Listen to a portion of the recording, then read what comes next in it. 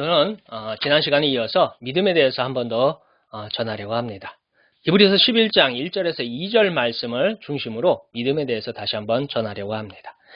우선 히브리서 11장 1절에서 2절 말씀을 제가 읽어드리겠습니다. 믿음은 바라는 것들의 실상이요 보이지 않는 것들의 증거니 선진들이 이로써 증거를 얻었느니라. 여기서 살짝 3절 말씀을 조금 들어가 보겠습니다. 그 3절에 계속해서 이렇게 되어 있어요. 믿음으로 모든 세계가 하나님의 말씀으로 지어진 줄을 우리가 아나니, 이렇게 성경이 기록하고 있어요.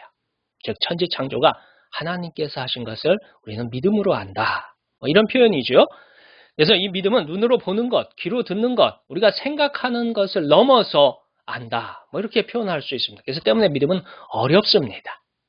성경에서 말하는 믿음은 하나님에 대해서 사용해요. 그래서 히브리서 11장 말씀을 믿음장이다라는 표현을 써요. 그래서 우리가 믿는 성부 하나님, 성자 예수 그리스도, 성령 하나님께서 하신 일에 대해서, 그분들에 대해서 사용합니다. 성경에 나오는 이 믿음의 선조들은 믿음으로 어떻게 살았는지 또는 믿음으로 무엇을 하였는지에 대해서 설명합니다. 그런데 우리가 생각해 볼 적에 참 이해가 되지 않는 부분들이 많이 있어요. 오늘날 우리가 생각해 볼 적에 상식적이지 않는 일들이 그 히브리서 11장에도 많이 있어요. 어떻게 저렇게 살 수 있을까? 어떻게 저렇게 행동할 수 있을까라는 의문을 갖게 됩니다. 그래서 역시 그래도 믿음은 어렵습니다.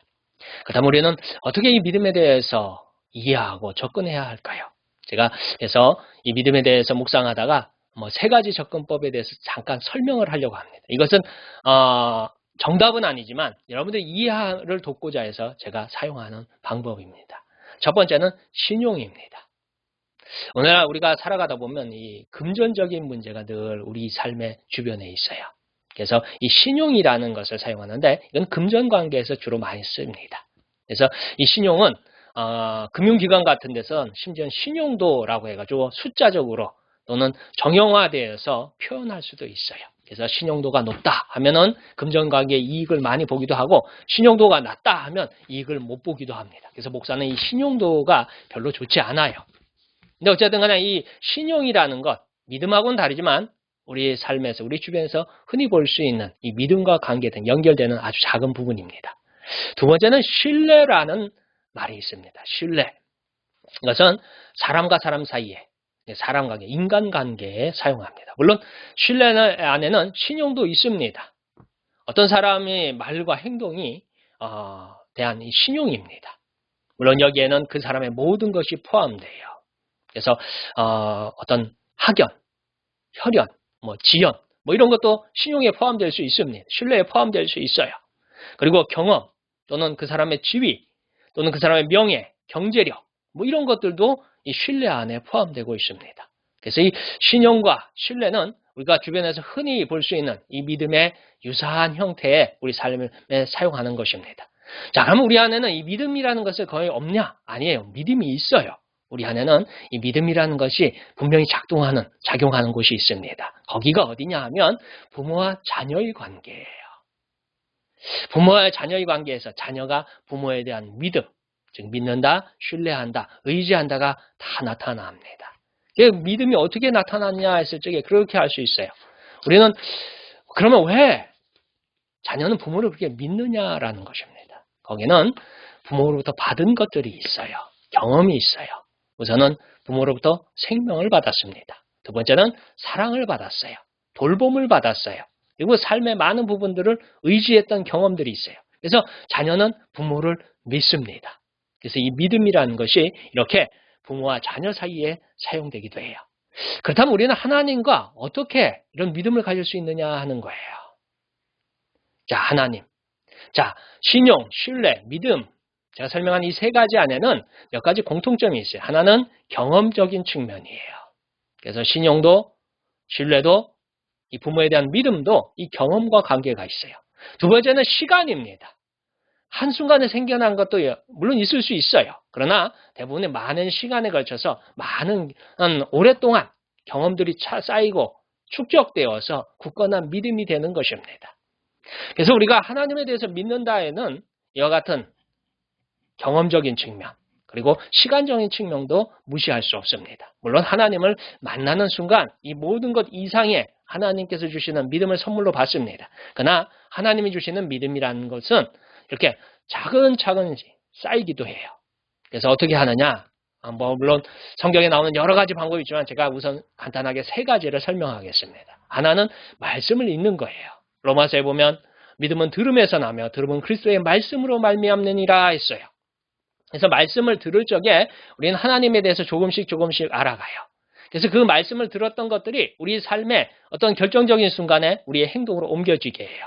히브리서 11장에 보면은 믿음의 선조들이 나옵니다. 그들은 믿음으로 어떻게 살았는지, 어떻게 행동했는지 하는 것들이 나오죠. 사실 이해가 안 되는 부분들이 좀 있어요. 근데 왜 그렇게 그 사람들이 그렇게 활동했느냐? 그들은 들었어요. 자기의 조상으로부터, 자기의 주변으로부터 하나님에 대해서 들었어요. 하나님의 하신 말씀이, 하나님의 하신 약속이 이런 게 있더라. 그렇기 때문에 이거는 하나님께서 원치 않으시는 거야. 이거는 하나님이 원하시는 거구나 라는 생각에 도달해서 그들은 그 믿음의 행동을 했고 믿음의 삶을 살았어요. 그래서 믿음의 장에 기록되었는지도 몰라요. 자, 우리도 이렇게 성경을 읽으면 성경을 통해서 하나님이 좋아하시는 것과 싫어하시는 것을 구분할 수 있게 돼요. 그래서 우리는 믿음을 이렇게 쌓는 믿음이 자라기 위해서는 성경을 읽어야 합니다. 두 번째는 찬송도 있어요. 이 찬송은 하나님을 만날 수 있는 가장 빠른 방법이 극적인 방법이에요. 시편 22편에 보면 이렇게 이스라엘의 찬송 중에 계시는 주여 주는 거룩하심이니이다. 제가 이 말씀을 굉장히 좋아합니다. 좋아하는 이유 중에 하나는 찬송을 할 적에 우리는 하나님의 임재를 느낄 수 있어요. 세상 노래도 재미있는 노래, 즐거운 노래, 기쁜 노래, 슬픈 노래, 감동적인 노래들이 많이 있어요. 그러나 그 노래들은 그런 감정을 전하기 때문에 사람들에게 인기를 끌고 사람들이 좋아해요. 근데 찬송은 이거를 넘어서 우리의 영혼에 거룩이라는 것을 느끼게 합니다. 이거는 말로 설명할 수 없어요. 근데 하나님이 임재한다라는 것을 이 성가대나 찬양대 하시는 분들이 잘 알아요. 그래서 그분들은 나이가 들어서 자기의 이 달란트가, 자기의 목이, 자기의 성대가 이걸 감당하지 못함에도 그 찬양대와 성가대를 떠나지 않으려고 해요. 왜요? 하나님이 주시는 거룩을 알기 때문이에요. 그것을 맛보았기 때문이에요. 그래서 이 찬송을 통해서 우리는 하나님이 거룩을 맛봄으로써 이 믿음에 조금 더 성장할 수 있어요. 마지막으로는 기도입니다. 기도. 요한복음 14장 14절에 내 이름으로 무엇이든지 내 구하면 내가 행하리라 하고 예수님께서 약속하셨어요. 그래서 저는 제가 목회하는 교회에 우리 성도님들한테 기도를 할 적에 그냥 기도만 하지 마시고 달력에다 적어 놓으라고 해요. 달력에 기록하라고 해요. 또 기도 수첩에 기록하라고 해요. 왜 그러냐? 그 기도를 물론 우리는 하고서 잊어먹을 수 있어요. 그 기도를 우리는 하고서 잊어버릴 수 있어요. 더 이상 그 기도가 필요 없을 수도 있어요. 그런데 이렇게 기도를 적어놓고서 시간이 흐른 다음에 그것을 확인하라고 해요. 확인해보면은 놀라운 것들은 그 기도가 우리는 잊어버렸지만, 우리는 기억하지 못하지만 어느 순간인가 다 응답받는 것을 확인할 수 있습니다. 물론 그것이 하루아침에 되면 참 좋겠지만 어떤 경우에는 수년이 걸리기도 하고 수십 년이 걸릴 수도 있어요. 그러나 이러한 기록들을 가만히 되돌아보면 이게 하나님이 내 기도에 응답했던 경험이 돼요. 그것들이 시간이 돼요. 그것들이 내게 믿음으로 쌓이게 되는 거예요. 하나님이 살아계시다는 증거, 하나님이 나를 사랑하신다는 증거, 하나님이 오늘도 나와 동행하신다는 증거가 되는 거예요. 믿음은 우리가 생각하는 것처럼 한순간에 하나님으로부터 받을 수도 있습니다. 그러나 대부분의 믿음들은 우리 평생에 걸쳐서 하나님께로 점점 성장하는 거예요. 마치 봄에 씨앗을 뿌려서 가을에 추수를 하는 것처럼 우리의 삶을 통해서 말씀을 읽으면서 찬송을 하면서 그리고 기도를 응답받으면서 우리의 믿음이 점점 성장해서 세상에서 흔들리지 않는 믿음을 가질 수 있어요. 우리가 하나님을 믿는 것은 어렵지만 그 어려운 것에 한 걸음 한 걸음 다가가는 방법이 말씀을 읽고 찬송을 부르고 또 기도하는 거예요. 그래서 이 코로나 시대에도 여러분들이 흔들리지 않는 믿음, 하나님 앞에 칭찬받는 믿음 가지기를 기도합니다. 감사합니다.